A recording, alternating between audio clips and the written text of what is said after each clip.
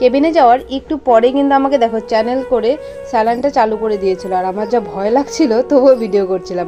আর C সেকশনের পরে দেখো আমার যা শরীরের কাঁপুনি উঠেছিল। রাধে রাধে বন্ধুরা, তোমরা সকলে কে কেমন আছো? আশা করি সকলে খুবই ভালো আছো। দেখো বন্ধুরা, আজকে নতুন অতিথিকে আনার জন্য কিন্তু ভীষণ খুশি। আর সকাল সকাল রেডি হয়ে ব্যাগটাকেও গুছিয়ে নিয়েছি। আর যা ব্রাশ, কলগেট, ক্রিম নিয়েছিলাম প্রত্যেকটা একটি বাক্সে করে নিয়েছি, তার সাথে নিচে ঠান্ডা জল আর গরম জলের একটি বোতল। দেখো বন্ধুরা, এবার আমার বড় কিন্তু বাইক রেডি করছে। তোমরা ভাবছো না বাইকে করে কোথায় যাচ্ছি?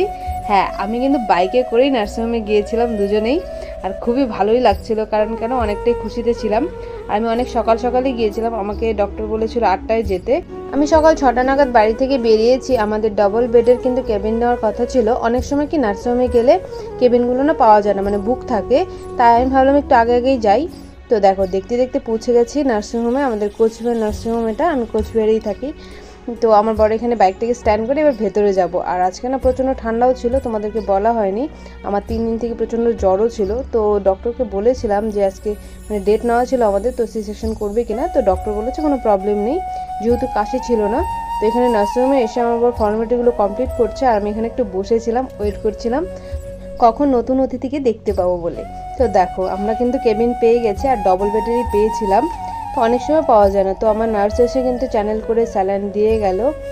ভয়ও লাগছিল যে কি হবে না হবে, কারণ অনেকের মুখে অনেক কিছুই শুনেছিলাম, ফার্স্ট টাইম বলে কথা। তো দেখা যাক। দেখো আমরা কিন্তু প্রথমে আমরা দুজনে এসেছিলাম, আমি আমার বড় নার্সিংহোমে এসে ভর্তি হয়েছি। তারপর আমার মা এসেছিলো, আর আমি এখানে না শুয়েই ছিলাম। তো মার সঙ্গে একটু গল্প করছিলাম, কারণ কেন বলো তো, এই সময়টাতে না মাকে পাশে পেলে সব থেকে মনে যে শক্তি পেয়েছি একটা। তারপর বোনও এসেছিলো, ওকে আমি প্রথমে বলিনি, তো প্রচণ্ড ভয় পায় তাই ওকে বলিনি। কিন্তু ও মার সাথে এসেছিলো, ও বললো যে ভিডিও করে দিতে।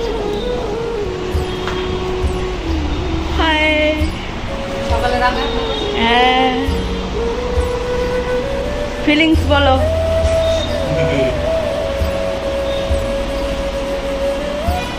এই জিজু, এই যে মা। মাসি এসে আমাকে বেনুনি করে দিয়েছে, আর আমি না মাথায় শ্যাম্পু করে আসতে পারিনি, যেহেতু আমার জ্বর ছিল। তো আগে থেকে তেল দেওয়াই ছিল, যেহেতু নার্সিংহোমে আসবো। আমি ভেবেছিলাম যে তেল দিয়ে রাখি, যাওয়ার আগে শ্যাম্পু করে যাব, কিন্তু জ্বর আসাতে সেটা হয়নি। এবার আমাকে নিয়ে যাওয়া হচ্ছে সি সেকশনের জন্য। আর এখন বাজছিল ওই সকাল 9টা মতো। তো আমার বর আর মাসি মিলে কিন্তু আমাকে নিয়ে যাচ্ছে। আর আমার ভয়ও লাগছিল, আনন্দও হচ্ছিল। যারা মা হয়েছে তারা অবশ্যই জানো, মানে এই মুহূর্তটাতে না আমি যা ফিল করেছি, মানে আনন্দ হচ্ছিল, ভয়ও লাগছিল, যেটা মিক্সড হয়ে গেছে। যে খুব যে ভয় লাগছিল তাও না, আবার মানে আনন্দও হচ্ছিল, কারণ যেহেতু একটা নতুন অতিথিকে দেখতে পাবো, নতুন মুখ দেখতে পাবো। তো চলো কি হয় না হয় সেটা পরে তোমাদের সঙ্গে অবশ্যই শেয়ার করব। দেখো আমাকে সি সেকশনের পরে কিন্তু আমাকে বেডে দিয়ে দিয়েছে, আর আমার প্রচণ্ড কাঁপুনি হচ্ছিল। তোমরা চাইলে কিন্তু দেখো আমি কাপসটা নিয়ে এসেছিলাম বলে আমাকে মাথায় দিয়েছে, তার সাথে কিন্তু 2টো কম্বল দিয়েছিল ওপরে।